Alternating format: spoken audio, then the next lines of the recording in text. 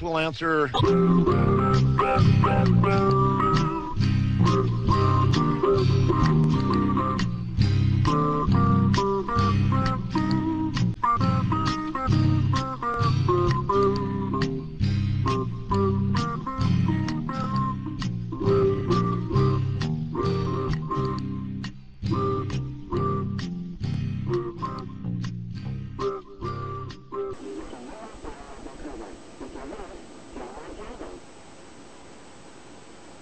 Good evening, everyone. Welcome to another episode of UFO Undercover. Like Natasha said, I am your host, Joe Montaldo.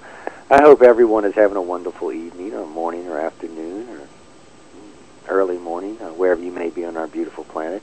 There's been a lot going on, and before I get started tonight, first off, let me tell you what these segments are about right quick. We're going to spread these over 5 months, maybe actually 6 months.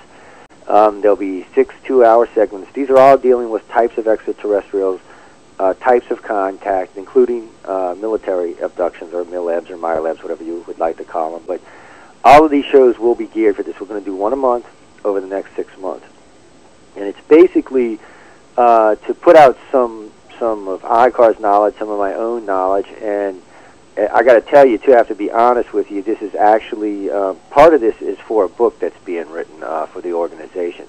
So a lot of what you hear on these 6 shows will be included in the book. Not all of it, but a lot of it will be. There will also be some other stuff. But it makes it a lot easier for me this way and for some of the people that are helping me with this to do this. So as the audience gets to be a guinea pig. First off, before I even get, because tonight's topic is really going to be about the Greys. Types of Greys, things Greys do, types of abductions, things along those lines. That's really what tonight's show is going to be about. But before I do that, my friend David out there in Arizona, who is married to another friend of mine, Dee, and who hosts a show on the radio network called I.C.A.R. He sends me a lot of mail, and lately I've been getting a lot of mail from a lot of different people. Actually, sent them to me in IMs, but like today I got something about Mars from, and the thing about it is in the last month, I have gotten just tons of mail about Mars. A lot from David, a lot from a few other my other friends that hang out there. Chris sends me a lot of stuff too. Every now and then Jason does, but anyway, there's been a lot of stuff coming in, and it's what I find funny about this is y'all have to understand a lot of what we see coming in on Mars now we've been talking about for 10, 15, 20 years, and that's not saying that some of this stuff people were talking about even before we were talking about it. Things like water on Mars. Now, water on Mars is kind of like knowing that your pet has feelings. Anybody who owns a dog understands that a dog has emotions. But, of course, it took science a couple of $1 billion to figure this out. Now, most people understood there's ice on Mars. That means somewhere there's water on Mars. Well, most of us understood that, but, it took science 50 years and several $1 billion to prove this. So, sometimes, I'm just saying that sometimes common sense is a good thing, and it just doesn't seem that science uses it quite enough. But besides all of that, things like the article that was sent to me today about moisture in the atmosphere, or there may have been moisture in the atmosphere on Mars before. Now they're saying, European Space Agency put out this thing. Get this, the Chinese put out this thing as well, saying they think that the Americans are going to find life on Mars. Okay, this was actually a statement they had posted out saying that they think Americans will find life on Mars. Now, granted, no one's talking about little green men or little gray men, which is what we're going to be talking about in a little while. That's not what they're talking about. Not to say there might not be grays on Mars, okay, before anybody starts emailing me or calling me. It's just that that's not what they're talking about. They're talking about, actually several types of life is what they're talking about. But I find it particularly interesting that, we've been saying this for 15, 20, 25 years. Yes, there's water on Mars. Yes, there's going to probably be life found on Mars, blah, blah, blah, blah, blah, blah, blah, blah, blah. And here we are, and I might even get to see this in my own lifetime, that they might find some type of life on Mars. Now, Viking said that it had found oxygen on Mars. One of the rovers had found ammonia on Mars. Both of these are made by,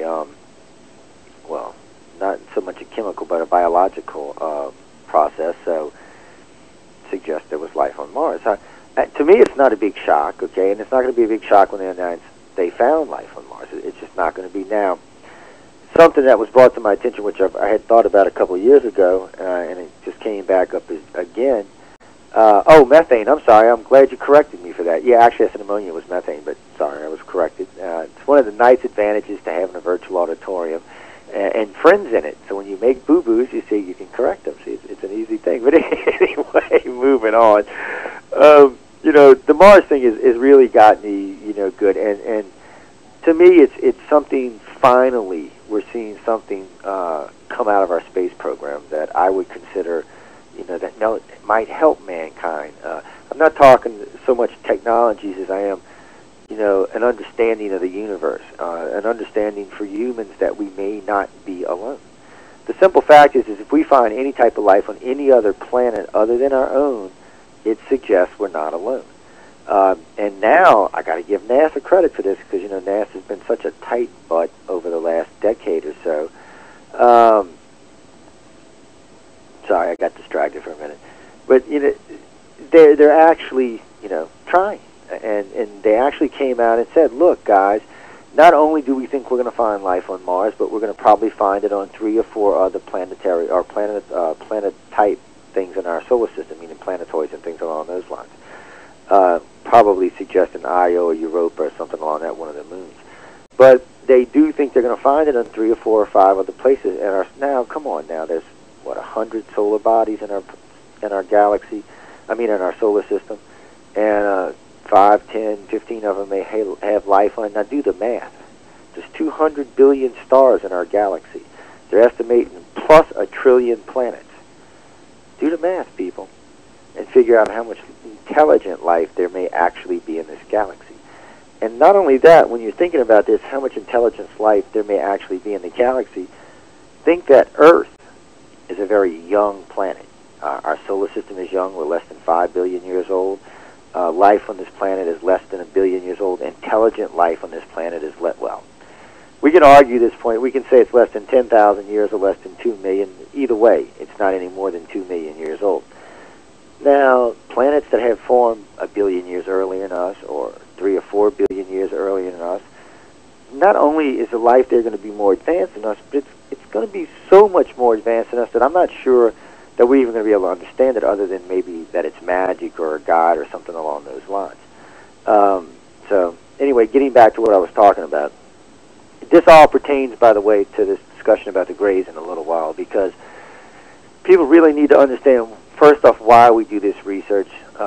Secondly, what are some of the reasons that we understand that there is life out there other than contactees or people who see UFOs or things along those lines. Because in today's society, if you leave all the ufologists out of it, all of the ufologists out of it, and you go strictly by the scientific data, it suggests, it doesn't prove, but it does suggest that there's life and an abundance of life in our galaxy. And I notice now when you listen to physicists talk or other scientists talk, they're not saying, oh, we're the only thing and there's no life out there. They're saying, well, yeah, we just don't think it can get to Earth. They're not even denying the fact they think that there's intelligent life out there. Their argument is now that it can't get to Earth, because it's impossible. Nobody has that technology. Well, even if they don't have that technology, in less than 200,000 years, you can explore the entire solar system, the entire galaxy at half of light speed. So if you've been a spacefaring race for 1 million or more years, not only have you explored the galaxy, but you have several times. You probably have outposts and colonies all over the place. That's what we'll do as humans. Because, we're kind of like a virus or a plague or whatever you want to call us, but that's how we are, and that's exactly what we'll do, and it's probably what a lot of other species have done. If there's no way to travel faster than light or wormholes or things along those lines, which, by the way, Einstein does believe that there are wormholes. So, if we're going to go by, because I can already see people start quoting Einstein about, Einstein said light speed's impossible, but Einstein also said there's wormholes, just like he said there was black holes and antimatter. So, he's been right so far, so we'll just have to give him the benefit of the doubt on this one and think he's right on this one as well. And if he is, that does allow for much faster than light travel. But like I said, you don't have to have faster than light travel to explore the galaxy. Now, let's talk about the grays. Let's say that you're a gray race, and the grays are supposedly 1 billion plus years old. Now, not only have they explored at a quarter light speed, 1 billion-year-old race could have explored the galaxy several 1,000 times. Okay? Not only that, but at half light speed, they could have got to a neighboring galaxy. Okay? So, and none of this is going faster than the speed of light, by the way. Now, Greys also live a lot longer than we do. But even if they didn't, setting up colonies and outposts along the way allows you to freshen up your crews as you go. It's a progressive thing, and some of these people probably never will ever see their original home world if they're even born there. But it does allow you to explore the galaxy without faster than light speed travel. I'm not saying it doesn't exist. I'm not even saying it's not going to be invented. The argument is it is possible. These days, the evidence seems to be getting a lot more suggestive that there may be a technology out there that could push us fast. Recently I was watching Science Discovery about 2 weeks ago, and there was a gentleman on there talking about faster than light speed travel. And actually, he was talking about bending or breaking some of the rules of physics, like installing damping fields, or actually I forgot what he called it, but it's a field that negates a lot of the effects that wouldn't allow you to travel fast as speed of light. Matter of fact, not only are they saying that be able to do this in 100 years or 500 years, but we should be able to do it quite easily. His argument, by the way, and this is the first gentleman I've ever heard that came up with the same argument I've always had about faster than light speed travel. It's not the fact that we're never going to have an engine that can go faster than light speed, or even something along those lines, but really, how do you see? Now you're traveling at light speed. Let's say you're traveling 5 times the speed of light, for the sake of argument. Okay, roughly 1 million miles per second. So you're cruising along at 1 million miles per second. You've got to know, for at least several billion light years ahead of you, well, we'll say at least 100 million light years ahead of you, what's there. Because you're traveling so fast that you're going to smack anything. You got to have time to make course corrections, time to move, check for gravitational fields. So for me, it's not been so much about can we actually go fast in the speed of light. It's been, for me, if we do get there, how we're going to navigate. Just one of those things, because the argument's always about engines, and there's other arguments besides engines on light speed travel. But enough about all of that. When I first got involved with this 25, almost 26 years ago, about 26 years ago, I thought I was crazy for even entertaining the idea that extraterrestrials may or may not be alive. I figured I should just be content to believe in God and worship and be in my religion and get married and have kids and, live and die and not make a difference, basically, which is what, 5.4 billion of us on the planet will do. That's, just part of being human.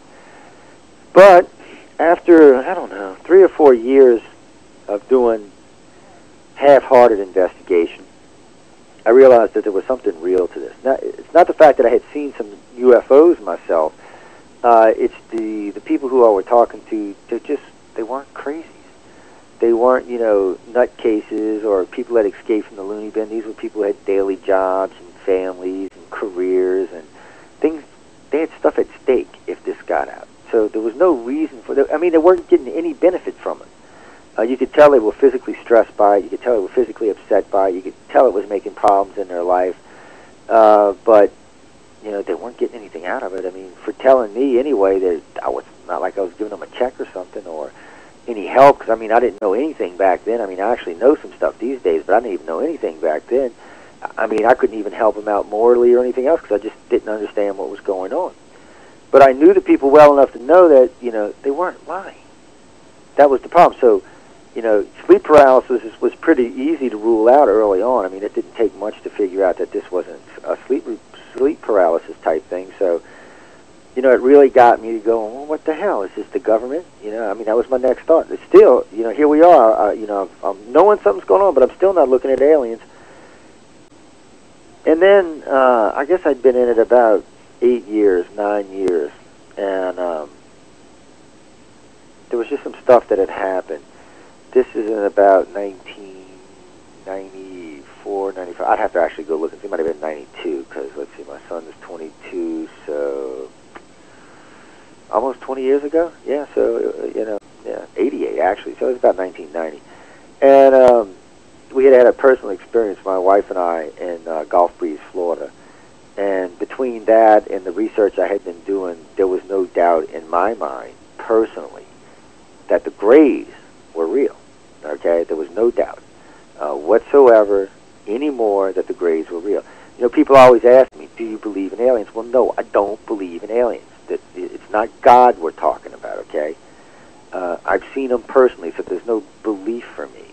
This is a physically real thing that happened in my life, and so it's not a belief system. I'm not believing I saw aliens, and you know, I know what I saw. I was sober, awake. You know, if it would have been somebody robbing a bank, they would have took my testimony in court. So, you know, that's the thing, you know, and I knew that. So between that and the research I was on, of course, that just lit a fire under me like you wouldn't believe. Started calling friends that I knew had at MUFON, emailing people in MUFON, talking to them, comparing this abduction case with that abduction case, with this abduction case, with that abduction case, with this abduction case, with that abduction case. This went on till about 98, 97, 98, probably 8 or 9 years. And by the way, that's not long before I.C.A.R was formed. I think I.C.A.R was formed 2 years after that, 2000, or 2001 actually. And when it, you know, so I had all this information that I had gotten, you know, working with MUFON and personal experiences and other people I had talked to and other investigators, and you know, we were just building up cases. That's what we were doing, you know, and making comparisons. Well, then I got lucky and ran into a group of people on the internet, of all places. And 98 actually is when I met these people. And well, some of them 98, 99, 2000, 2001. Started meeting these people. Well, then we started meeting more contactees. And then the next thing we knew, we were meeting more contactees. Some of them were abductees, some of them were contactees, blah, blah, blah, blah, blah, blah. Then the UFO Alien Phenomena Room was formed. Through that, we probably talked to, I don't know, any... This is an arguable, and this is a way arguable estimate. It could be anywhere from 1 to 10,000 contactees over the 10 years that that room has been up and running. It's anybody's guess because no one's been tracking it. You know, we can only go by who we've talked to, but that's not including any casework we've done or anything that's been submitted to the organization. That's just people coming in, making comparison studies, you know, telling us what happened to them and going on with their merry life, or becoming a regular member of I.C.A.R or a roomie or things, any of those things. But 26 years later, with everything that I was just discussing, it gives myself and several members of I.C.A.R a very unique perspective on extraterrestrials and the Greys. You know, I was talking with a friend of mine the other day in ufology. He's a fairly big ufologist. I'm not going to mention his name. They actually called me and were asking me some questions about the Greys, and were discussing some other stuff about alien abductions, because you'll realize who I'm talking about when you hear him. He'll be talking about abductions, which he never talks about, by the way. He'll be in Roswell, and he'll be talking about abductions, which he never talks about, by the way. And anyway, when you get there, you'll understand, because some of what he'll be saying you'll recognize from what I'll be talking about tonight. But it's an interesting thing that they actually call us now, because when it comes right down to it, if you take David Jacobs and Bud Hopkins and MUFON and pretty much anybody else, and Whitley Strieber and the whole rest of them, and put all of their cases together, it doesn't equal up to probably 5% of what I.C.A.R's done. So it puts us, again, in a very unique perspective. And even today, you know, I was perusing through the email on the I.C.A.R site today. There was 64 reports on the site. That's from the last 2 months. So that was kind of interesting. You know, they're just constantly coming in. They're not all reports, by the way. Some of them are bliff things, you know, like, you know, why are the aliens here, stuff like that. Probably about 40 of them are actually real cases. And then out of those, probably only 20 of them would be useful for what we're doing. But, you know, that's why we ask everybody to always submit, because it takes a lot to get all this information. But anyway, it's at a point now where there's enough information that, to an extent, we can predict some of what they're going to do, some of where they're going to be, and definitely what's going to happen to contactees between ages 5 and 70. It's not really that confusing. It's really not. And that is what the show is going to be about. You know, the first half hour, I just wanted to kind of get everybody to get a feel about, you know, what it is we do while I'm talking about this and what you can actually expect. Now, very first thing, you know, I got an email just now about the Greys, and someone had asked me about why are the Greys here. I said, I think we're going to save that for later in the show. How's that? Now, to the first part of your question, or what does a gray actually look like? But let's do this. Let's do this the easy way. Let's start with what everybody likes to refer to as the 3-foot grays. Now, as far as I'm concerned, in most researchers, there's two types of the 3-foot grays. One of them seems to be, well, robotic at best. Not like a real robot, more like well, it's kind of like a biological robot. I don't know how else to explain it, because there's really no like electronics involved. But they are kind of grown, and they are kind of robotic. No, I don't know if clone would be a good one either. But anyway, that's their we'll just call them a robot. And then there seems to be the other 3-foot grays, which seem to have personalities. Not always good personalities, but personalities. Now, as far as male or female, I can't honestly say. In about 90% of the cases, there doesn't seem to be a distinction in whether the small grays are male or female. They do have personalities. Some of them even tend to have a sense of humor. Not like we do, but they do tend to have a sense of humor. And which is, by the way, kind of interesting to find out, because when I got involved with this, like I said, 26 years ago, the way I understand the grays today and what was being taught to us over the last 20 years was ridiculously wrong. And that's the politest way I can say it. It really is. It really is the politest way I can say it. But so you have these two. Now, the android-type grays, they really tend to do more of the aggressive experiments, or more of the aggressive procedures, because they're not really experiments. They're more like procedures. And they seem to do a lot of the aggressive procedures. Now, the other ones, the other 3-foot, they're doing procedures, but in a way they seem to be soft scanning the individual. I don't know if y'all know what I mean by soft scanning, but soft scanning is a way of calming someone without having to say anything or do anything or give them drugs or anything along those lines. The grays are very, very telepathic, and they seem to be soft scanning because the person seems to fall back, relax, and let them do what they want to do, even though it's against the person's wishes. But they're not really fighting or trying to get away. Or it's not that every once in a while one doesn't fight or try to get away. In this case, though, most of the time they don't. They seem to be just passively scanning them, and they seem to be relaxing enough that it keeps them from freaking out. So that's really what they seem to do. Now, a lot of people get confused with them and what we call, you can say, a 4-foot gray. 4 to 5 foot would be a more accurate description in size. They don't look much different than the 3-foot ones, but they seem to have a lot more duties, and even they do perform certain types of procedures. They also seem to have control of the shorter grays, both of the shorter grays underneath them, but these guys tend to form personal relationships with the contactee or the abductee, whichever they may or may not be. But they do tend to form personal relationships with them. Now, one of the things I always found odd about this was early on when I was doing research, people used to tell me about Indian spirit guides and different types of spirit guides and different kind of guides and things like that. So, I was kind of confused because I knew they were contactees and so on and such. And I was like, well, why are they seeing this guide instead of the gray? Then I realized after talking to enough of them that is the image in their head. I mean, that's what they feel comfortable with, so therefore that is what they see. I found that very interesting because, you see, that opened up a new doorway for researchers. By knowing that at least some of the New Age people were actually contactees. See, by knowing that, someone had seen an Indian guide, but we knew they were, and under hypnosis, by the way, that was what it was a gray, not an Indian. But knowing this showed us that at least half of, the New Agers are probably contactees. Lost along the way, caught up in the New Age religion, but still contactees. So I found that interesting, and that was one of those eye-opening things that really helped me along because it gave me a new venue to find contactees, at least in quantity, I guess I'm trying to say here, because, finding everyday people who have had contact or been abducted is hard.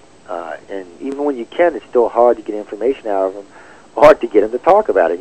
They really, And then if you start talking about saying, well, I'm a researcher and we're doing this or that, oh, no, they, or when I tell them, well, I'm a researcher, but I have a radio show, oh, no, that, but you can't blame them, I mean, let's be honest. They don't want to be blasted all over the radio when they're basically spilling out their guts to you and what's happened to them and what they think's happened to them and some of the nasty stuff that goes on.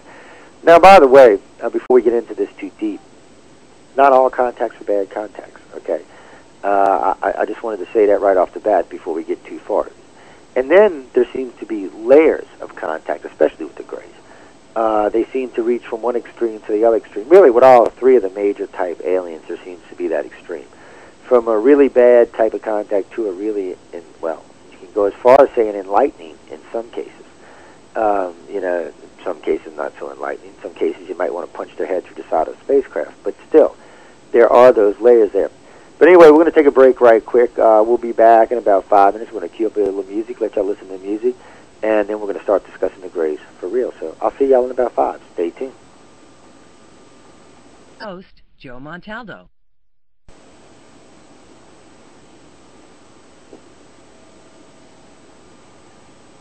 Good evening, everyone, and welcome back. I hope everyone's been enjoying themselves so far this evening. To the person that just sent me that, yes, I will in a few minutes. You should see him go out in a few minutes.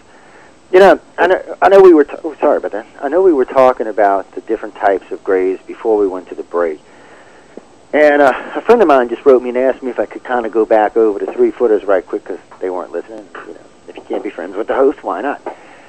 Quickly, to recap, the 3-foot grays, there's 2 types. The android type, they seem to be kind of clinical, is a polite way of saying it. That to the point you don't really feel or sense anything off of them. And this is one of the ways to tell it because all the rest of the grays are very telepathic, and if you're paying attention, you will feel and sense stuff coming off of them. Whether you can make sense or not, I'm sure will determine on how well trained you are and how aware you are of being a contactee, but at least you can sense something from them. The other ones you can't. The other 3-footers, they do a lot of the same procedures. They do a lot of different procedures. A lot of the sexual type stuff or the breeding type stuff. They're doing some of that as well as the 4 and 5-footers. They're also doing those types of experiments as well. But they do have personalities, and they form somewhat of a relationship with you, but not in the sense that the 5-footers or the 4-footers do. They seem to establish a much different relationship with you. Now, some people compare it to, good cop, bad cop. Some people describe it like the 3-foot are the bad cop and the 5-footers are the good cop. But some people do describe it that way, and it may simply be that was what it is. But they do tend to form relationships, and a lot of times they will be willing to work with the contactee to help them understand this, to help them to get a grasp of this, to make them more useful to themselves and to the extraterrestrials. But, they are there. Now, there's a couple other things when we're talking about the 5-foot grays.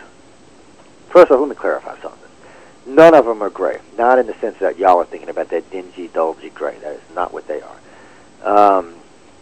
Closest description I could give you would be cobalt blue with silver flake mixed into it. I guess the people who have cars know what I'm talking about, but that's really a closer description of the color.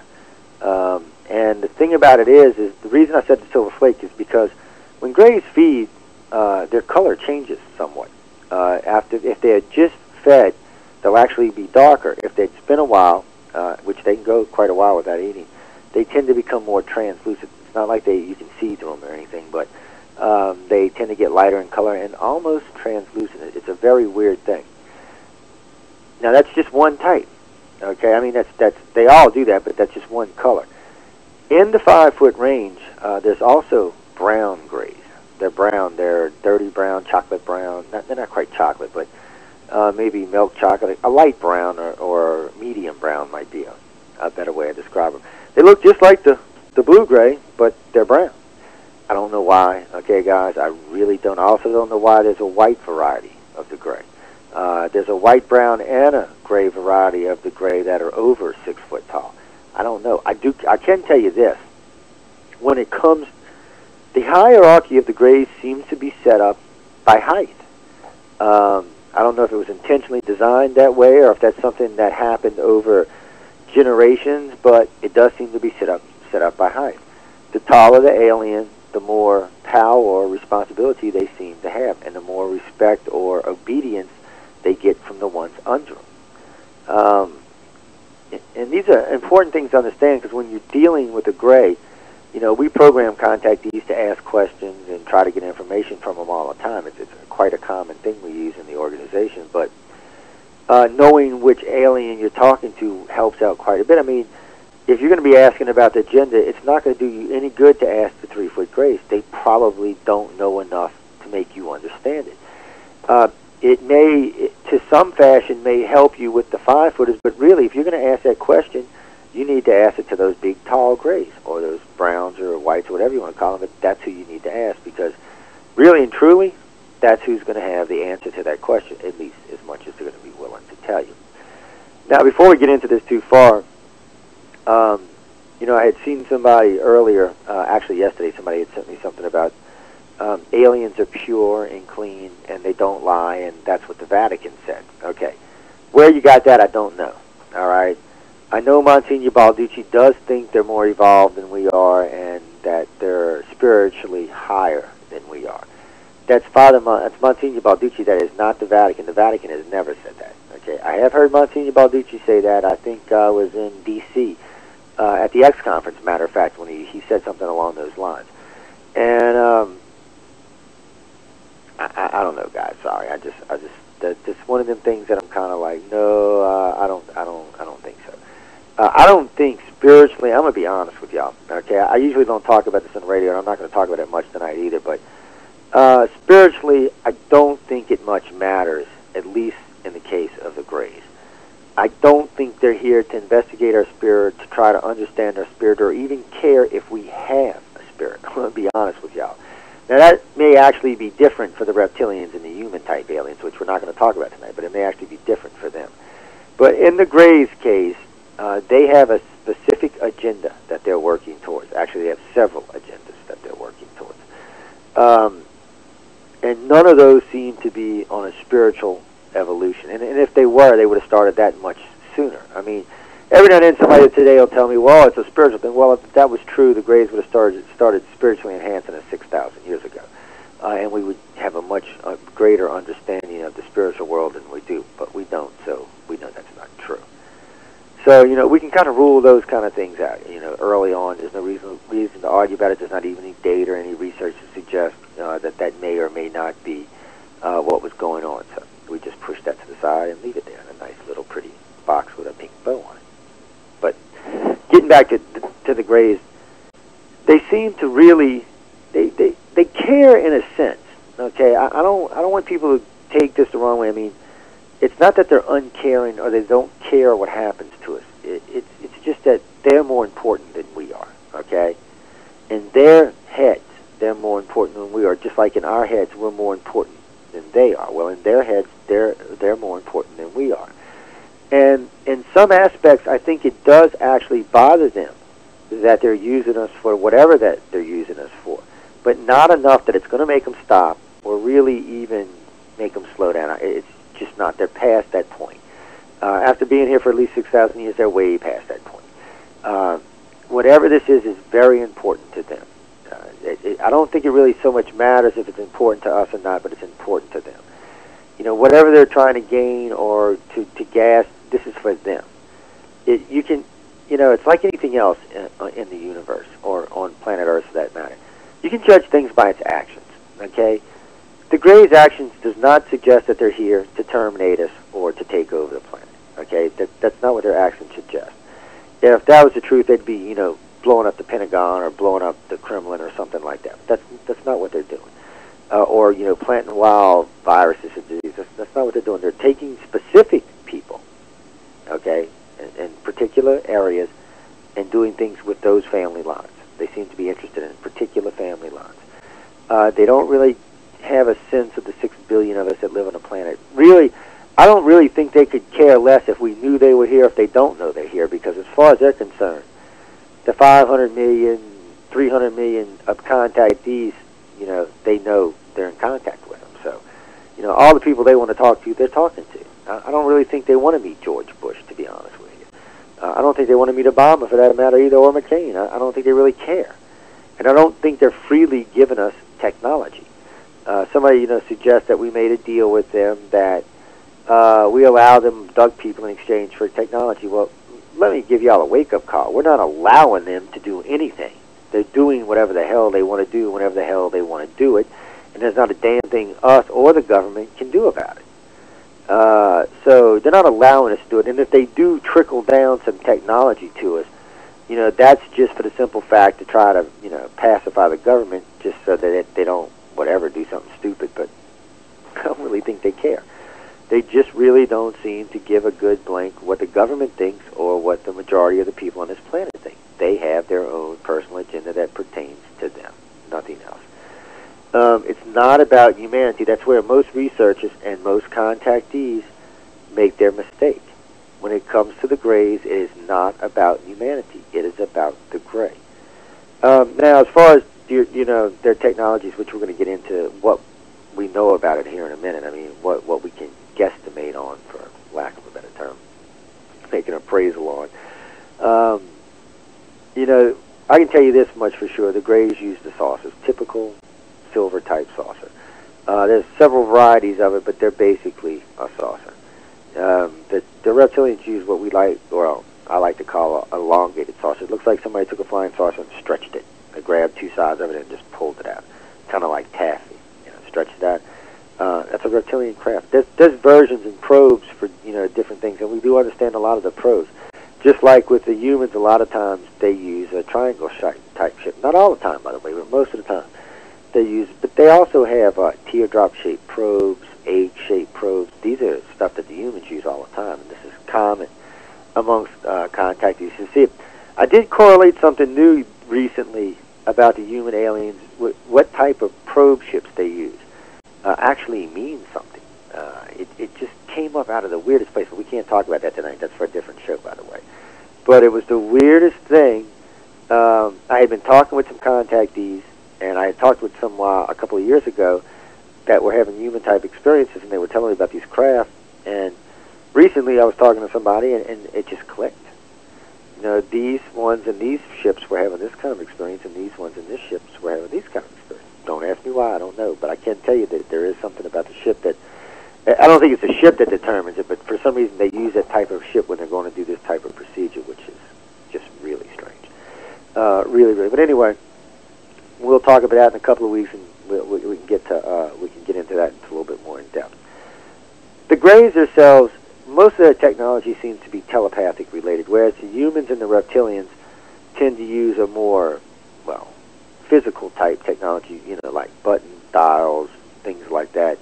The Greys' craft seem to be fairly seamless. As far as I know, there's no seams like we think, or 90-degree angles like we see them. They seem to be almost like a molded craft or a grown craft, because they are seamless.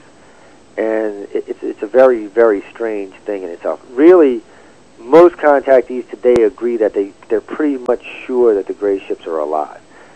Maybe not sentient life as we think of it, but they're alive. They're not a built craft as we build craft. But all their technology, from the instruments they use for different types of contacts to the way they pilot the ship to the way they navigate, seem to be from a telepathic ability.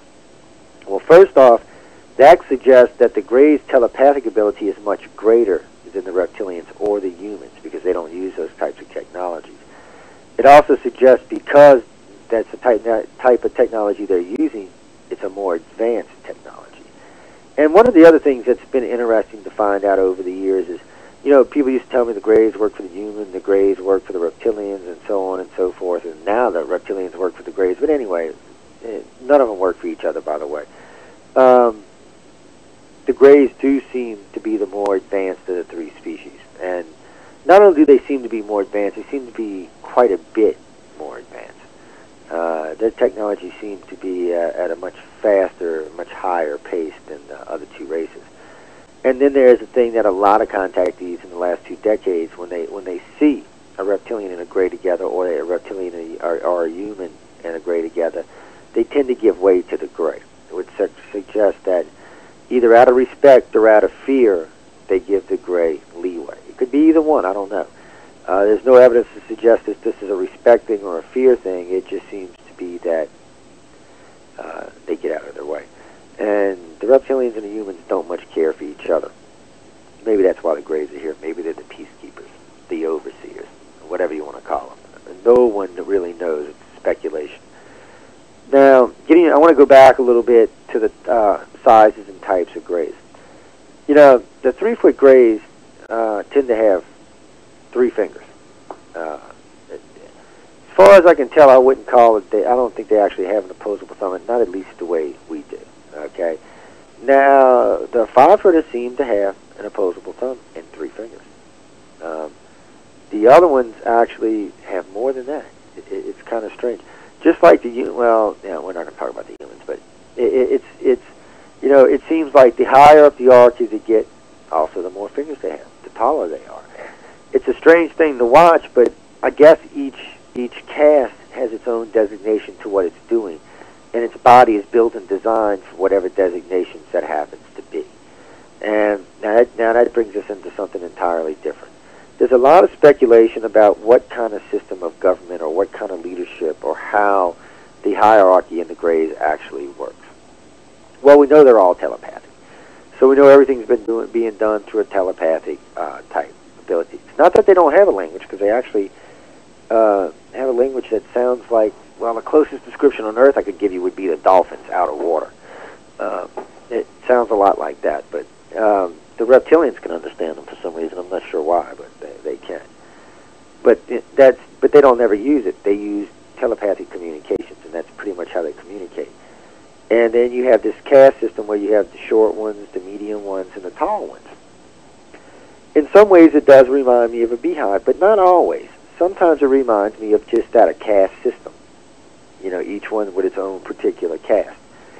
So, I mean, you could say it was kind of like a beehive, but not so much. It's kind of a mixture of the two.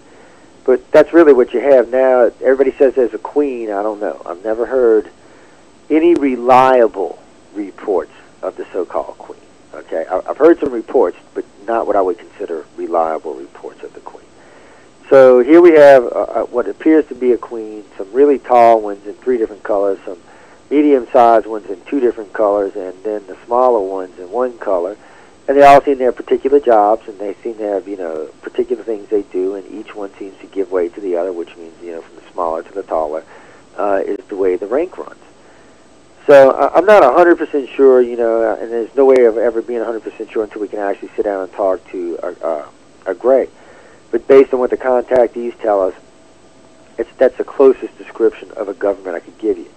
As far as religion goes, I have had many contactees tell me they have asked the grays or hinted at the grays or talked about the grays about it, but there doesn't seem to be any religion, not at least in the sense that we perceive religion. There may be something else going on there, but they don't really seem to perceive religion the way we do it. And I got to tell you, on many occasions, more than 100, I have had contactees and abductees tell me, you know, because, well, I'll give you an example. There was a lady who, they were doing some pretty horrific experiments to her. And she started saying, oh my God, Jesus save me, and so on and so forth. And the gray actually kind of snickered and said, yeah, just keep praying to your God, see if it helps. Now, I can't tell you how many contactees have told me something along those lines. So they don't believe in our religion for sure, and they don't have any fear of it either. Okay, so they don't fear the human God, which kind of scares me in the first place, because, you know, everybody should have a healthy fear of God regardless, because it's God. So, but the grays don't seem to have that, and that is kind of strange in itself. They don't. Matter of fact, the best I can tell when it comes to grays, the only thing I can see that they fear is the light beams.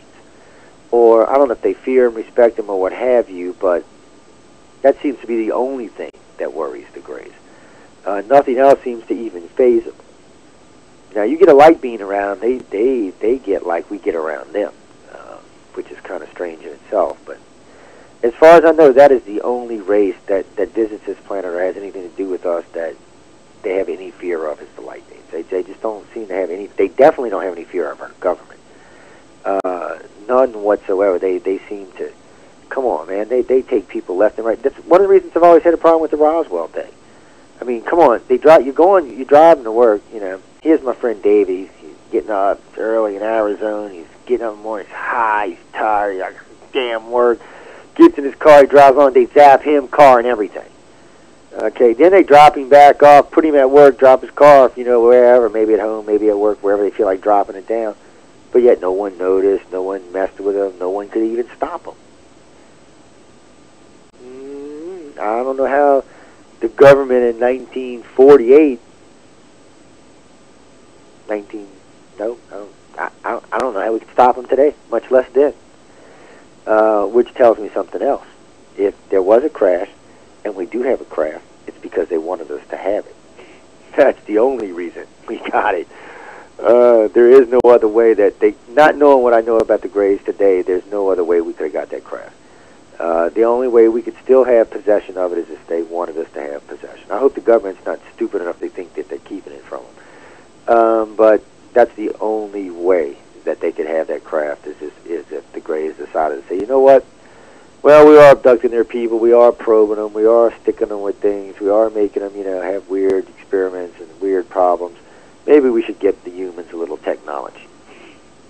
Give them a little helping hand here to ease the burden or ease the pain. That's the only thing I can think, because other than that, there's no way we could have stopped them from taking that craft. There's no way we could have stopped them from taking their people. We can't stop them from taking our people in 2008, much less in the 40s, 50s, 60s, or 70s. There's just no way. So, you got to kind of wonder about those kind of things. It's not that I don't think there was a crash there. I just don't think that we were. I just think we were given the craft versus the way everybody else thinks we got it. But anyway, the Greys do seem to have the ability to be able to walk through walls. Here's something for y'all. Most of the time when people tell me about the reptilians or the humans taking them, they bring them through doorways or things like that. They don't bring them through walls or windows. But the Greys do. Greys don't have no problem zapping you through the roof, man. It just, come on. Which suggests a more advanced technology on their part as well. I don't know. It's one of those things you got to wonder about, but it's always stuff we got to compare because, we're trying to figure out alien agendas and why the aliens are here and what are they doing. Well, by doing so, you also got to understand who's more the threat, who's more important, and who is everybody going to give way to if something bad happens or if something doesn't go the way somebody else wants it, meaning one of the other aliens. If something goes awry, who do they fear? Because they don't fear us. So there's got to be somebody out there they worry about, and it does seem to be the Greys. There's a lot of stuff that suggests that there's not real happy feelings between the reptilians and the human, but actually you can find most of that in pretty much any ancient culture in the world. Sumerians, Dogon, Aborigines, Christian religion, Jewish religion. It's all over the place. You can find the reptilians and the humans always kind of had a hate-love relationship for each other, from getting pregnant and having children to trying to kill each other. So this seems to be something that's been embedded in our history as well over the last 6,000 years. Now, the Greys, seem to have a complete control over this. They don't seem to, they don't seem to worry about all of the different types of aliens that are visiting the planet. They don't seem to worry about the government. They use their technology. They do what they do, and they keep plugging away every day, every day, every day, every day. Best I can tell, for the last 6,000 years, every day for the last 6,000 years, there were several hundred to several thousand people taken and had experiences. This is a point a friend of mine and I were discussing on our way to a job the other day.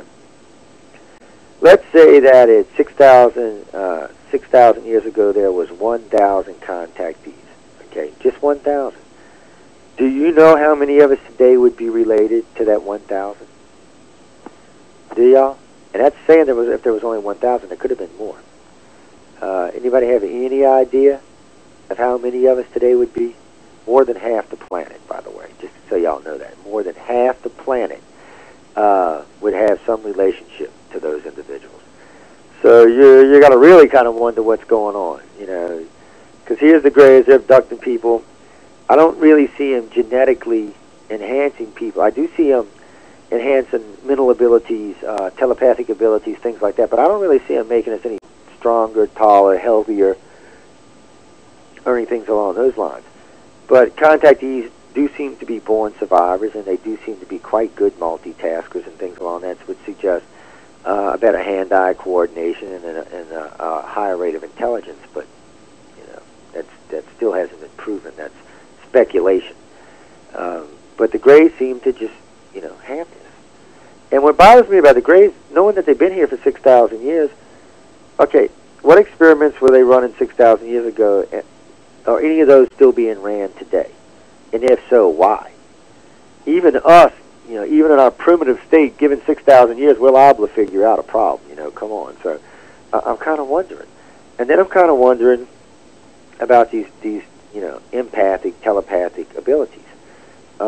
Why are the Greys so interested in seeing that we get these? Or maybe they're monitoring the families that they knew these abilities would develop in first. Maybe we're a threat telepathically to them. Maybe one day we'll be stronger than them telepathically. See, that's the problem. No one really knows exactly what it is that they're here for. There's a lot of speculation, and this is the kicker part. We know there's one primary agenda. Well, we don't know for sure, but we're pretty sure there's one primary agenda. But there's probably 50, 100 sub-agendas, and there's probably another 50, 100 sub-agendas under those sub-agendas. So, here you probably have 300 or 400 things going on just from the Greys, and there's at least 2 other types abducted people. So there seems to be quite a few things going on here, from cataloging of experiences to cataloging of emotions to experimentation on different types of emotions, on different type of responses. There seems to be some intelligence stimulation and checking on that as well. There does seem to be some breeding or cloning going on. I'm not sure which, or maybe both. There does seem to be all of those things, but no one can actually say why. And that's the problem, because this goes back to what I was saying about the Greys earlier and judging things by their action. First off, the Greys don't call you on the phone and say, okay, Joe Smo, I'm coming to pick you up today. Matter of fact, none of the aliens do that. So right there, that says something about their character and who they are, okay? Because they don't either think you're smart enough, wise enough, or highly evolved enough to be told the truth, okay? So that puts all 3 of them in a bad light right there. Now, knowing they've been here for 6,000 years suggests that they're not here to help us. Because let's be honest, guys, in 6,000 years, anybody could have turned the planet around, okay? But there doesn't seem to be that kind of help. Also, we know they're not here to conquer the planet, because let's be honest, 6,000 years ago it would have been much easier to take the planet over. There wasn't 6 billion of us, and there wasn't nuclear bombs, which I don't think would stop them anyway, but still, those things didn't exist.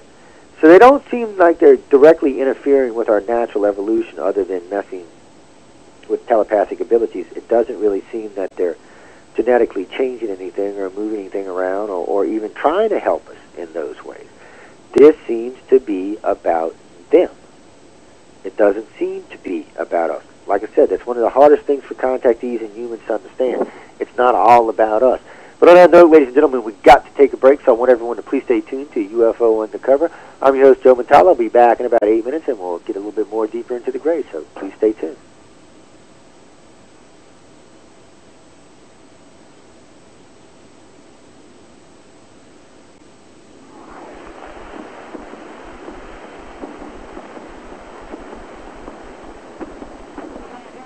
Hey. Skull, that not everything is about us, and a lot of the alien stuff is simply not about us. We're just part of it. Not all of it's like that, but a lot of it. And if you're going to really understand this, you really have to understand that. And secondly, trying to think about extraterrestrials from a human point of view is just ignorant to start off with, okay? Let's be honest, their moral views, all their views, scientifically, moral, and medical, it doesn't matter. They see things much differently than we do. That's why we call them aliens, because they're alien to our train of thought, and we're alien to theirs. Somebody says, well, they're evil. Well, how do you know they're evil? I mean, first off, you're going to have to define evil, and secondly, you're going to have to define evil for a gray. I mean, we abduct bears and tigers and lions and beavers and what have you, fish every day. Tag them, probe them, and then we repeat these things, yearly, periodically to check up on the animal. Doesn't make us evil. Actually makes us good because we're trying to turn around things we've done to our planet. So who's to say whether the grays are good or bad? I don't know.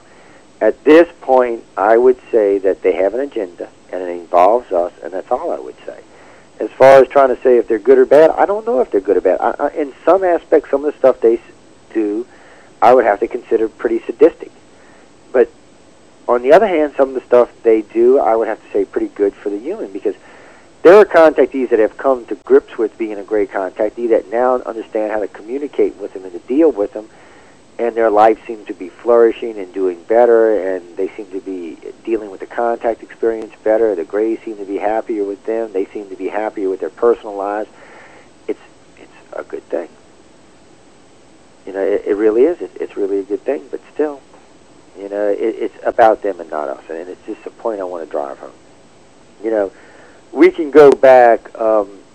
Someone asked me a few minutes ago, when does abduction start, which is something we were moving into some of the different types of abductions or contacts, whatever you would like to call them. Abduction simply means a person was taken completely against their will and has no real awareness of being abducted by aliens. Contactees, on the other hand, are still being abducted in the fact that they're being taken against their will, but they seem to be functionally aware of it, and in some cases even willing to go along or help out. That's really the distinction between a contactee and an abductee. A generalized, of course. But, they take you, they do what they want and they put you back. So when does this start? Well, we used to say around age 5. Now we know that we were wrong about that abductions actually start before birth. The mother is abducted, there's stuff done with the fetuses and so on and so forth, and then the mother's put back and the babies are born. And then usually within the first couple of months, anywhere from the first day to the first month of a baby being born to a contactee, they're usually abducted. And it's usually within the first 2 or 3 days. So I'm just doing the month thing to give people a break, but it's usually in the first 2 or 3 days. It's quite a common thing, and it's something. So now we know that they're abducting the child before birth, right after the moment of birth. Probably other times before that, but age 4 and 5 seems to be where people start remembering their contact. Now, I always found this interesting. You have these kids running around with imaginary friends and all kind of weird things like that. And, of course, as parents, we're thinking, oh, my kid's got an imaginary friend. Oh, what the hell? And then you start thinking about your life, and you had an imaginary friend, and then you start remembering these experiences, and you ask your kid, and your kid's having these experiences. Right there, that's enough to tell you something's going on, okay? I mean, you're having these experiences, your kid's having these experiences, and y'all aren't even talking about this, and the kid was never aware that it ever happened to you, but it's happening to them. Which, by the way, is one of the hardest things for a contactee or an abductee as a parent to deal with, knowing their child is being taken and there's nothing they can do about it. Because, they don't always take the parent when they take the child. Sometimes they do, sometimes they don't. And that has a lot to do with a lot of other things that we can get into later. But, it's really important to understand this because, they're working on this agenda. They're moving along, prodding along, kind of halfly informing contactees. Abductees just don't get to know anything at all unless you push it. You have to push it sometimes. And sometimes pushing it will have repercussions. Sometimes pushing it will have benefits. I'm sure a lot of y'all have heard Jim Sparks speak. He's been on the show 4 or 5 times now. I met him in Houston. I went up specifically to see him in Houston because I'm real funny about contactees, okay? With Jim, I always had this not quite right feeling, so I needed to meet him. I just needed to, and that elated, most of that went away after I met him, but I really needed quality time, not 5 minutes of FaceTime, where you're pushing your book, whatever. I needed to sit and talk to him. And we actually spent, I think, it was 2 or 3 hours, and me and him and Joseph actually sat and hung out after the conference and really got into some of what happened to him and why he feels about some of the ways he feels and things like that. But I'm using him as an example because we can use Katarina Wilson or any number of contactees that are out there Suzanne Hansen, any of these contactees can be used as a reference for this. You know, I mean, they all pretty much agree on a lot of the stuff that's happened to them. And they all will agree, you know, the fact that they take you against their will. And if you want to know things, you're going to have to push things to get answers. And they will all agree on the reward and punishment thing. The Greys tend to, sometimes when you stick your nose where it doesn't belong, they have a tendency, for a lack of a better way of describing it, for punishing you. And sometimes they reward you. You know, it's really weird because contactees will push the envelope sometimes, and they'll program themselves. They'll spend a couple of days programming these questions in their head. The Grey picks them up. You know, they're doing whatever. The contactee becomes self-aware for a moment when it sees the Grey, and when it does, all these questions that's been built into the head is transmitted to the Grey. Well, a lot of times the Grey will answer those without realizing it. And when the Grey does realize it, sometimes there's going to be consequences for it. It really has more to do with what you asked, not how you asked it, but what you asked, that determines what kind of consequences there will be. Sometimes they really want you to ask these questions. They really want the contactees to know a lot of this information. I found over the years that the Greys are really more willing to let you know what's going on than the other races are. It's just most of us can't handle it. It's just too much for the human mind to conceive or to deal with. And some of the procedures and some of what they're expecting, you know, outcomes are just too much for the human race to deal with. We just don't understand it. We may be 100 years from now, maybe 500 years from now. One day we will understand it, but we don't today, which makes my life really hard because, you know, people trying to explain something that they don't understand never makes any sense to anybody. And it really gets quite confusing on, you know, that's why the agenda gets so confusing. But getting back to the reward and punishment thing, sometimes the punishment is something real simple. You don't get to remember anything. Sometimes it's actually physically painful. Sometimes it is mentally painful. Sometimes it takes the form, well, of a threat, to say the least. But then on the other hand, when you do things right and you achieve certain goals and make certain efforts, they tend to reward you. Different rewards for different people. Some people would say the reward is the teacher, which is a learning tool. Some people's reward is that they, you know, get some time down or get some time away. But there's different things that they will allow you to do or they will do for you because you completed a particular task. Now, you know, to the person who just sent me that IM about how come it only happens to select people, it doesn't. It happens to a lot of people. But there's only a select group of people that really can really grasp this and really deal with it and work with it. You know, I heard Suzanne Hansen one time call abductees like myself and Jim Sparks and Katarina Wilson, she calls us communicators. We're one of the few groups that retain the information and go out and deliver it to the world, unscathed and unbothered by everything else that goes on with this field and the associated people that go along with this field and the press and what have you. They just tend to go along. So I really think they're more, if you're willing to deal with it and you can really grasp this and really understand it and not talk about things that you're not supposed to, they will let you remember a lot more. A lot more. And you'll understand things a lot differently. But I got to be honest with you. I've talked to probably every major contactee that we would consider to be a communicator or a keeper that I can find, okay, that's anywhere in the press or had ever published anything anywhere or reported to anybody. I've tried to talk to them. You know, I really have to get a sense of this. But if you take us all together, we still don't know what the alien agenda is. There's a lot of speculation, and there's even some working theories. But still, I could not tell you. I could tell you that I.C.A.R has 5, 6, 7, 8,000 pieces of a 1 million piece puzzle. You know, because somebody said, "Well, y'all should know more than other people." Well, we do know more than other groups, but the problem is there's a lot to know. And you know, trying to come up with an agenda when you only have 7,000 pieces of the 1 million piece puzzle is not a really bright thing to do. I have to say, y'all, it's really not. So, you know, we're working, and we'll be stopping, and we'll stay working until such a time that we find what we need to, or understand what we need to, or um, move along those lines. But there's a lot of stuff that's going on that we have to keep track of and we have to understand. So. And the more we understand, the more I can tell you, or the more any of the members from I.C.A.R can tell you that work in this area. Remember, somebody just said everybody in I.C.A.R is versed in abduction. Not true. I.C.A.R is a diverse organization, and a lot of us work in the abduction field, okay? And a lot of us are abductees or contactees, but not everybody. There's a lot of different people that work for the organization that do a lot of different things and are interested in a lot of different things. I wouldn't say that we're the UFO organization, okay, but still. We do chase and watch a lot of different things. Now, getting back to the Greys and typical, I want to get back to the 5-year-olds because I keep skipping around on y'all, which I don't mean to be doing. I want to make somebody crazy.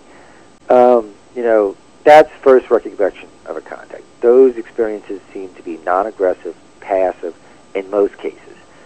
There are a handful, and I don't know why, that either have some fear of this or see this differently. I'm not sure why, but there does seem to be 10 or 15%. But the other 85% seem to have no fear of the aliens. Most of them refer to them as my friends or my little bug-eyed friends or things along those lines. Can't even tell you how many times I've heard the bug-eyed friend thing, okay? More times than I even want to admit to. So there don't seem to be any fear. Now, when you get around puberty, from anywhere from age 11 to age 14, whatever puberty starts for people, things tend to change. They tend to get very scary. The procedures become much more evasive. They do a lot of things that, trust me, you would rather not remember. That's why I always ask for contactee, I want to remember. I said, are you sure you want to remember? Because really and truly, a lot of this stuff you don't. There's no need to remember anyway. It's not going to help you to understand the Greys anymore, and it's not going to, make you see the Greys in a better light. There's no real reason to remember this stuff unless you just want to know what they did to you. And it can be recovered in most cases. Not in all cases, but in most cases it can be recovered. So, all of a sudden, you went from this nonchalant, very friendly type of experience as a child into into a very hostile experience. And in most cases, I can understand a human referring to it as an evil experience, even though it's not. It's simply procedures being done to you. They are testing a wide range of emotions and a wide range of physical responses, and they also are running some type of either breeding or a clone program, or if not both. They are doing those things, so a lot of those experiments are very evasive.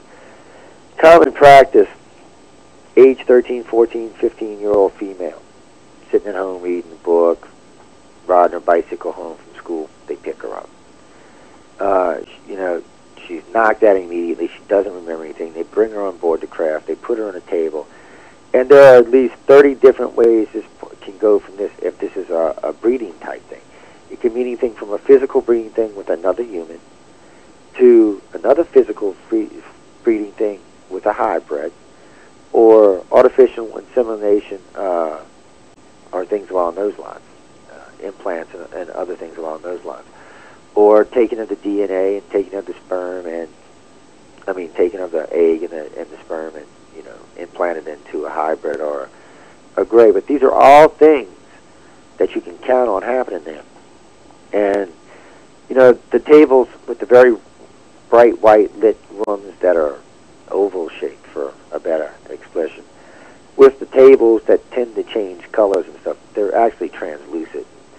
I think the lighting in the room sometimes when it changes makes the table look one color or another. That's the only logical explanation I can come up with for this.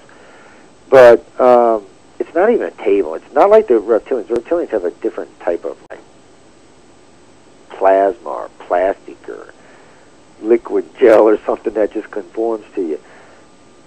The Greys thing is almost like it's energy.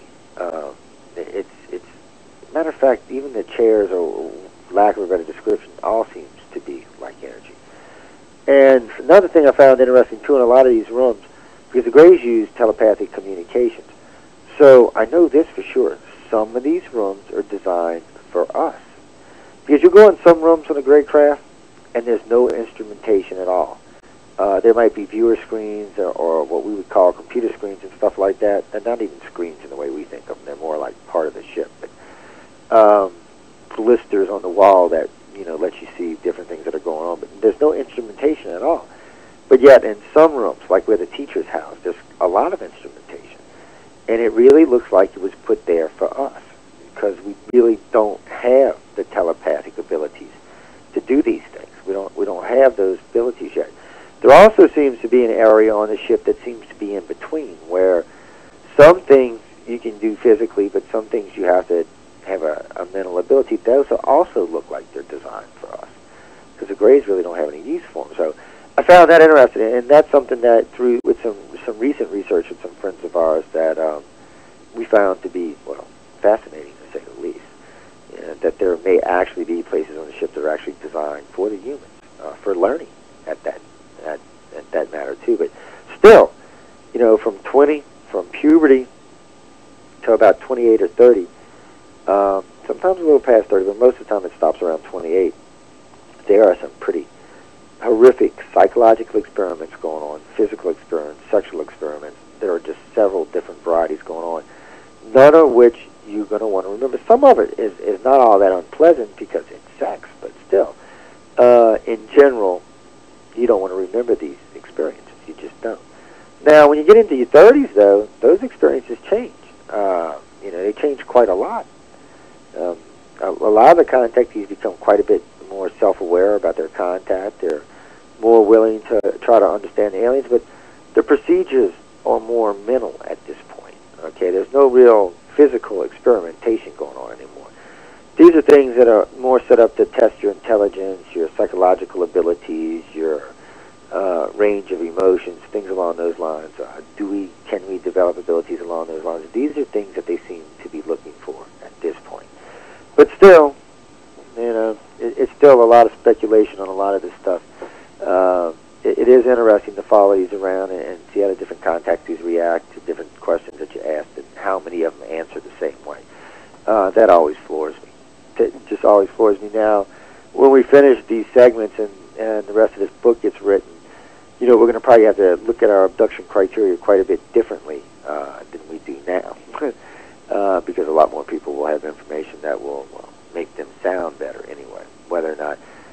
Fortunately for me, we do a lot of research on our contactees, but being that we have some really good contactees working with the group already, it's a lot easier a lot harder for fraudulent contactees to get into the organization. It's not to say one or two don't slip in every once in a while. It's just a lot harder for them to now.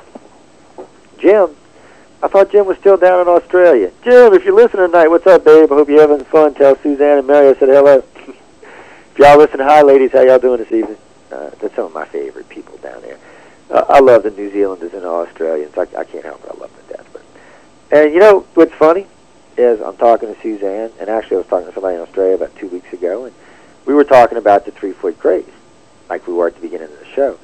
And guess what they told me? Oh, the same thing I just told y'all. It's just one of those things. But there does seem to be variations when contactees, Greys contactees, get into their mid-30s. It seems to kind of branch out. You have one group like Jim and Kat and Suzanne and them that are out, speaking about this publicly and trying to get the word out. The other groups that seem to be working behind the scenes and sponsoring stuff or helping set up organizations or doing research, to people who seem to have taken advantage of their skills and are using it to better their life or their career or things along those lines. You seem to see a lot of that more in the late 30s and early 40s, but you see a lot of contactees are learning.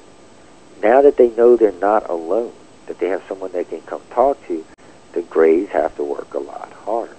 Think about this.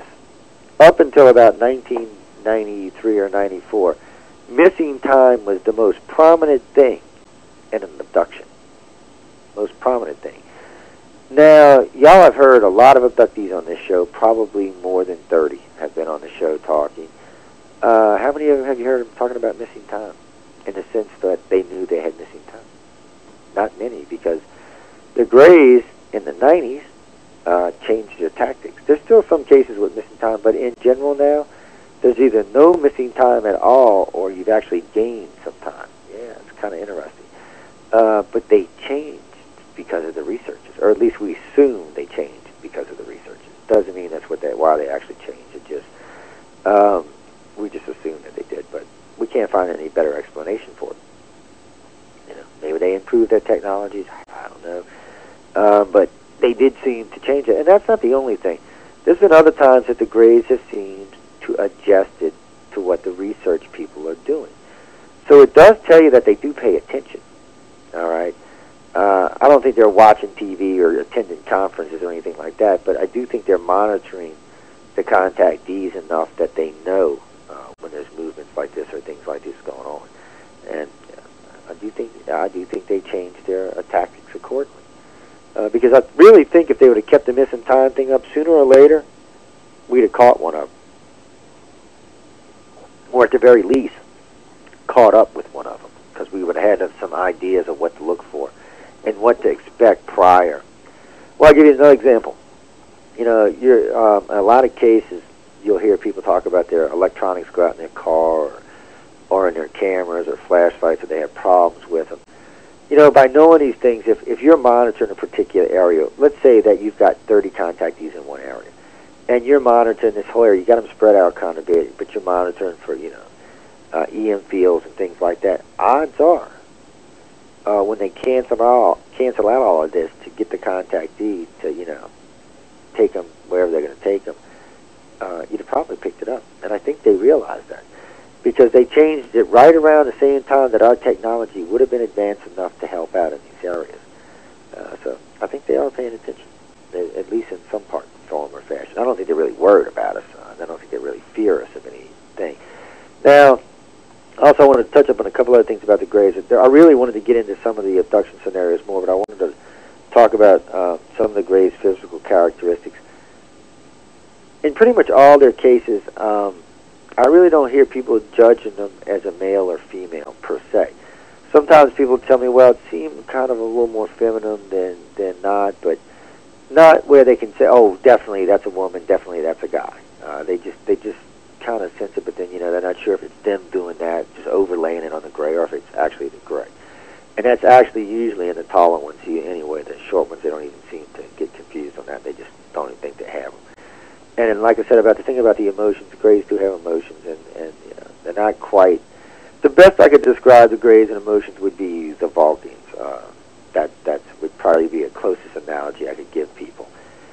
They do tend to be more like that, more analytical, and they do have a sense of humor, and they do have a temper. We've seen both, so we know those exist. But still, they just have better control over their emotions, is what it comes down to. Or maybe they have less of them, but they do still tend to have them, and they do tend to get mad every once in a while, and they do tend to lie. Not all the time, but they do lie when it's to their advantage. So, these are all some of the same characteristics of us no good, conniving humans. Worries me a little. Maybe that's what they're doing. But anyway, getting back to on the particular things about them, the Greys are very, well, how can I say this without offending someone? They're just, well, they just seem to be like us, except for the fact that they have better control over their emotions and no religion at all. But in a lot of ways, they are like us. Not as much as we are like the reptilians. Matter of fact, out of all three species visiting the planet, we're probably closest in appearance and, well, not in appearance, but in behavior and religion would be to the reptilians than any other races. But that's just judged on what we've been told by contactees, how they act.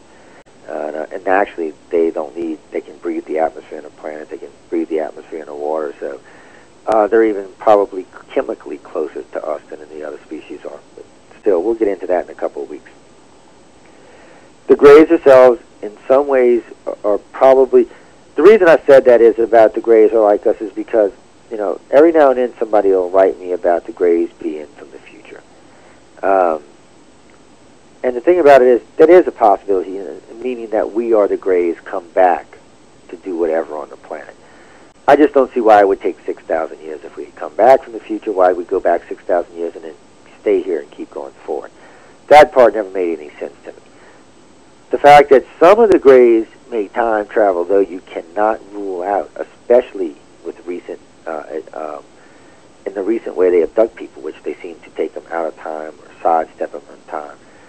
So we really can't rule that out either. But really and truly, for me, I don't think that's what it is right now.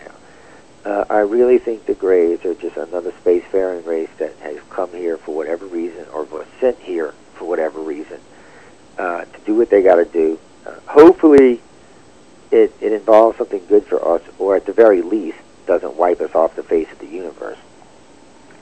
So those are my hopes on this. As far as if they're going to spiritually enlighten us or technologically enlighten us, no, I don't think that's going to happen.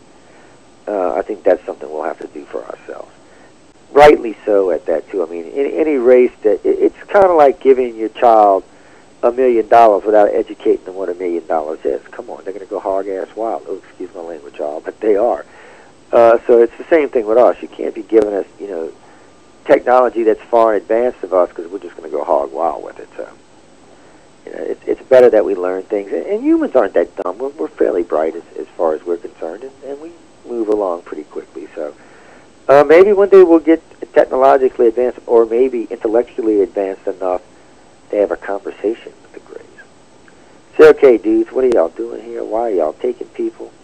Why are you doing these experiments? What are you doing with these what are you doing with these eggs and this sperm? What is going on? I still think that's going to be too much for us to handle, but it's just my own personal opinion. It's not anybody else's. The Greys seem to be very, also, but they're much stronger than humans. Everybody always talks about how frail they are. The Greys are not frail. Okay, even the 3-foot Grey could probably take the biggest, burliest man you could find on the planet. Okay? It's not really that they're, actually, I gotta give, what was that mini-series? What was that, guys? Come on. Taken. I gotta give the guy who made the Greys on Taken credit. He did a damn good job on the way they went up the walls and walked on the ceilings and just snatched people and took them away. That is a typical Grey. That's how they do it. We don't have a shot. They're probably at least 8 or 10 times as strong as we are. I don't know why, but they are, to me, and I agree, they do look frail. They do look frail, but they must be all ligament or something, because they're way stronger than we are. That's like a friend of mine the other day from he lives in the UK, and he writes me, and he was telling me about these Greys. His name's Ian, and he was writing me about these Greys, and telling me how they would just, come in the house, grab him by his foot, drag him down the hallway, and then suck him out through the roof of his house. I was like, whoa, sound like an evil Santa Claus or something, I swear. But it's one of those things you got to kind of wonder about. What the hell?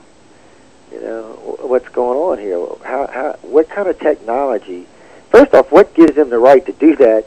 And secondly, what kind of technology are we talking about here? Why are they so much stronger than we are when they look so much frailer than we do? How do they have the ability to not only drag you down the hallway with one hand, but manage to, leap up through the ceiling, change their molecular structure, go through the ceiling, and then get into the ship and do whatever? And we think we got anything related to these aliens? I mean, as far as technology goes? I don't know, guys. I think we're in trouble when it comes to the technology part of this. I really think the only way that we can win this, or at least break even on this, is to understand it. Enlighten our own selves. Make our own selves understand why they may be here. Is there anything we can do about it? Is there anything we want to do about it?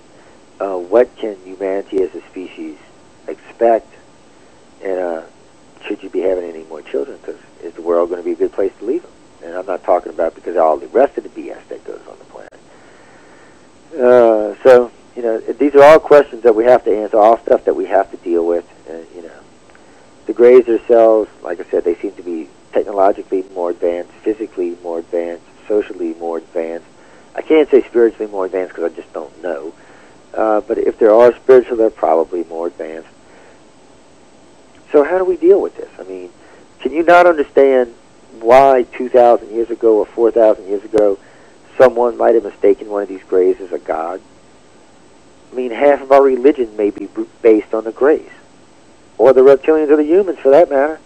Hell, as far as we know, between the three of them, that might be all of our known religion. That scares the living hell out of me. That means we've been living a lie for 2,000 to 4,000 years. That really just kind of ticks me off. But still, the Greys are in it neck deep. They are everywhere in ancient culture. They're in pictures. They're in pictographs. They're everywhere. Hieroglyphs, South America, North America, Africa, Australia, Egypt, Europe, and pretty much as long as we've been on the planet, they've been there. I don't know. It worries me. It bothers me. But you know what's really odd? And when it comes to Sumerians, the Sumerians only talk about the reptilians and the humans. And when it comes to the Dogon, they only talk about the amphibian reptilians. You don't see the Greys until the Egyptians. Now, I know the Egyptians wasn't long after Sumerians. So here's something for y'all to chew on. The humans and the reptilians were here for whatever reason they were here for. Must have got into it or had some kind of skirmish because they started sleeping with each other or something. And anyway. But right after that, as we became a sentient civilization, being a self-aware civilization, becoming a civilization, not just mindless cavemen running around clubbing things, the Greys became interested in us. I don't know, it may have something to do with some of our ancestry and some of the aliens that were here prior. They may be here to monitor to see what we're going to turn into. Maybe the first time this has happened. Two advanced species creating another one. Who knows? But they've been here a long time. And they've been monitoring us for a long time. But now, we say that, but how do we know that the Greys weren't here first? There are cave drawings in Europe that are, well, anywhere from 10 to 50,000 years old. There's one, I think it's in Greece, or is it? No, it's in Italy, I think. It's a silver saucer. It's even kind of got a silver color to it, and there's a couple of deer running up in a field, and it's hovering over them. There's an identical picture of that in the United States. It's about 5,000 years of I think it was 3 saucers hovering over a herd of buffalo while the Indians were hunting. Now, this suggests, because the saucer is what the Greys use, so this suggests they might have been here before the other ones. It's hard to say because we just don't know. We don't have enough data of any consequence to really understand, any of this. It makes it hard. The stuff I'm giving you tonight is stuff that we've been working on as groups or working on as individuals that, because of other things that have happened, there's some correlation to. Some backup or some circumstantial evidence, whatever you want to call it. But, these are things that we know are fairly for sure. Not totally for sure, but fairly for sure. That's why I've been kind of staying away from the alien agenda tonight, because when it comes to the alien agenda, it's just sheer speculation. It really is. It's not anything more or less than that. It's just sheer speculation. Now, a couple of things, too, because I know we're getting kind of short on time, and I wanted to squeeze in a couple of things before we got going too far. The Greys, one thing you can count on with the Greys, they're going to pick you up, they're going to do what they want, and they're going to put you back. Okay? You can count on that. That's what they're going to do. Also, if you're an intelligent contactee and you have become self-aware of going through the awakening process, whatever you want to call it, you can actually expect to, for a lack of a better term, work with them. I'm not someone saying so much that you're going to go out there and do abductions or you're going to help them with contactees. That's more keepers' jobs. But you will, in some aspect, work with them with your own life and maybe betterment of yourself to betterment with them or for your children, so that that next generation of abductees will be better than the first. What have you? But they do tend to do that. They really do. Like I said earlier, they don't seem to want to see us wiped off the planet. They need whatever it is that they need from us, and they're not willing to take a chance that we're going to say no. They're just going to take it. And whatever it is they need from us seems to have to be made or grown or created, because it's not something they could just come here and take with a test tube and take back with them, or they would have left 6,000 years ago. There is a specific goal to this, and there's a specific outcome. I just hope they're not turning us all into food or something like that, some kind of mindless cattle of our own. Maybe where they come from, humans taste good. I mean, they sure take a lot of us, and there's sure a lot of missing people every year. That's another thing that worries me. Where are all these missing people going? I'm not going to blame it all on the aliens, but, I'm sure some of them are going that way. Hey, I'm just saying. I'm sure some of them are going that way. When we're talking about this, we got to talk about the possibilities, and these are possibilities.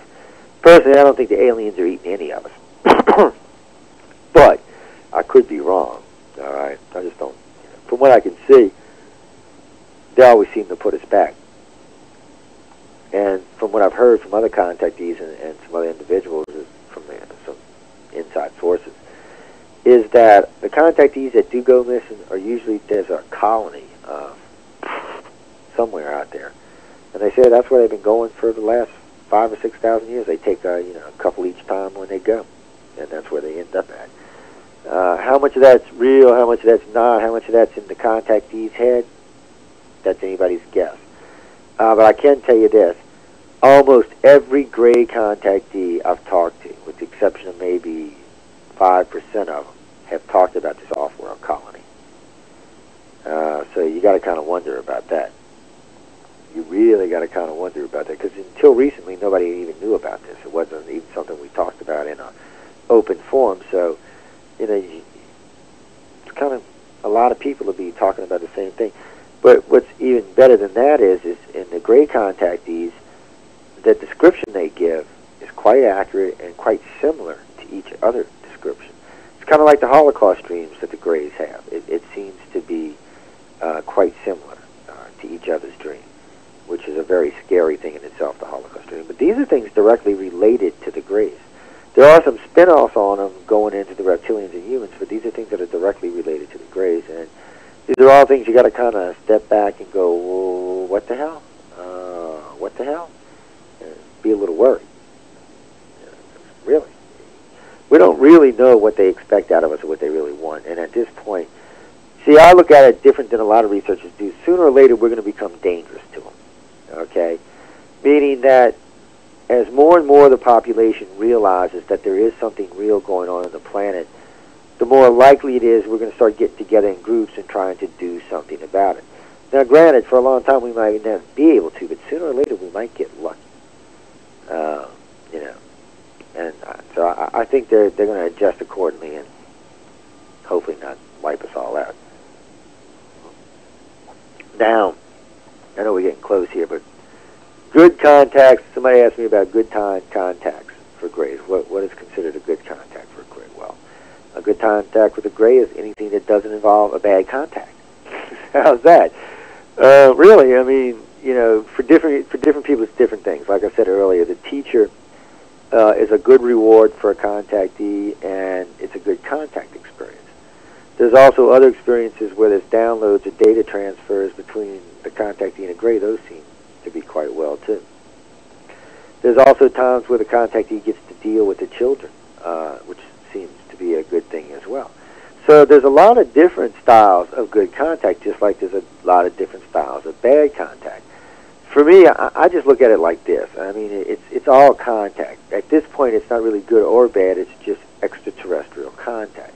Until it either hurts humanity or benefits humanity, it's not really either or. Or if it hurts or benefits you, it's not really either or. So at this point, that's what it is, and that's what we got to take it for, and hope that we eventually get more information and to really come to a better understanding of this. But, some of the basic stuff I touched on tonight was just stuff that, any contactee that's been awakened for more than a year already understands. It's not like I was giving away the shop at the store or anything along those lines. I did want to bring up the different kind of quirks about the different grays' personalities. They all have their own little quirks. I don't think any of them treat us as more than about a pet relationship. Maybe a really good pet. How's that? A a pet you really, really, really like. But they don't think we're equals to them, and I don't think they even think we're going to be equals to them anytime soon, to be honest with you. The way they look at us is the same way we look at the chimpanzee. It really is. There's no difference. We know there's intelligence with the chimp, like the dolphin. We know there's intelligence there. But really, is it going to make us change what we're doing? No.